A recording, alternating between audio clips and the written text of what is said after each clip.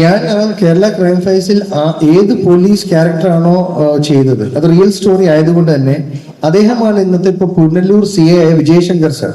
അദ്ദേഹത്തിന് ഈ ചടങ്ങിൽ വരാൻ പറ്റിയില്ല, അദ്ദേഹം വിളിച്ചിരുന്നു.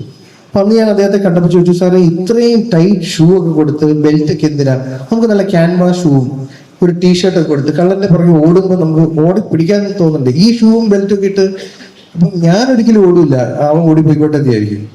കാര്യം ഈ സ്പോർട്സ് അല്ലെങ്കിൽ അത്ലറ്റിക് ഡിമാൻഡ് മീറ്റ് ചെയ്യുന്ന ജോലിയല്ലേ പുറത്ത് വർക്ക് ചെയ്യുന്ന പോലീസ്മെൻ എന്ന് പറയുന്നത്. ശരി, സ്റ്റേഷൻ ഡ്യൂട്ടിയോ അല്ലെങ്കിൽ കൺട്രോൾ റൂമോ വരുമ്പോൾ നമുക്ക് അത് കീപ്പ് ചെയ്യാം, ഞാൻ സമ്മതിക്കുന്നു. പക്ഷെ അല്ലാത്തപ്പം ഓടാൻ ഒരിക്കലും ഇതേപോലത്തെ ഫോർമൽ ഷൂ എനിക്ക് തോന്നുന്നില്ല.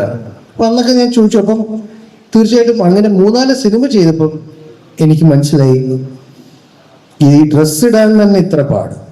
അപ്പൊ ഇതിന്റെ കൂടെ ചെയ്യേണ്ട ജോലി, ഉറക്കമില്ലായ്മ. എന്നെ പിക്ക് ചെയ്യാമെന്ന മനോജ് സാറും സന്തോഷ് വർഗീസ് സാറും അവരോട് ഞാൻ സംസാരിച്ചപ്പോൾ പറയായിരുന്നു, ഉറക്കം ഷിഫ്റ്റുകൾ മാറി. ഞാൻ മനസ്സിലാക്കി അവർക്കൊരു കുടുംബമുണ്ട്, അവർക്കൊരു കുട്ടികളുണ്ട്. കുട്ടികൾക്ക് ചിലപ്പോൾ അവരുടെ പേരൻസ്, അവരുടെ അച്ഛനോടോ അല്ലെങ്കിൽ അമ്മയോടൊപ്പം സമയം സ്പെൻഡ് ചെയ്യാൻ കിട്ടുക എന്നുള്ളതൊക്കെ ആ ഒരു ടൈം അതെനിക്ക് തോന്നുന്നു ഒരുപാട് മിസ് ചെയ്യുന്ന ഒരു മേഖലയായിരിക്കും. മേഖല ഇൻ ദ സെൻസ് ഒരു ഫാമിലീസ് ആയിരിക്കാം, പോലീസ് ഫാമിലീസ്. അതുകൊണ്ട് തന്നെ ഇങ്ങനത്തെ ഒരു ചടങ്ങ് നടന്ന് അവരുടെ ഒരു ഡേ, അവരുടെ ഒരു ഹാപ്പിനെസ്, അവരുടെ ഒരു പീസ്ഫുൾനെസ്, അവരുടെ മൈൻഡ്. നമ്മൾ കോവിഡിന് ശേഷം നമുക്കറിയാം സന്തോഷത്തിന് വേണ്ടി കാര്യങ്ങൾ കണ്ടെത്തി ചെയ്യുക എന്നുള്ളത് വളരെ ഇമ്പോർട്ടൻ്റ് ആണ്. ഈ ഭൂമിയിൽ എത്ര കാലം ജീവിച്ചിരിക്കുന്നു നമുക്കൊരു ഗ്യാരണ്ടി ഇല്ല.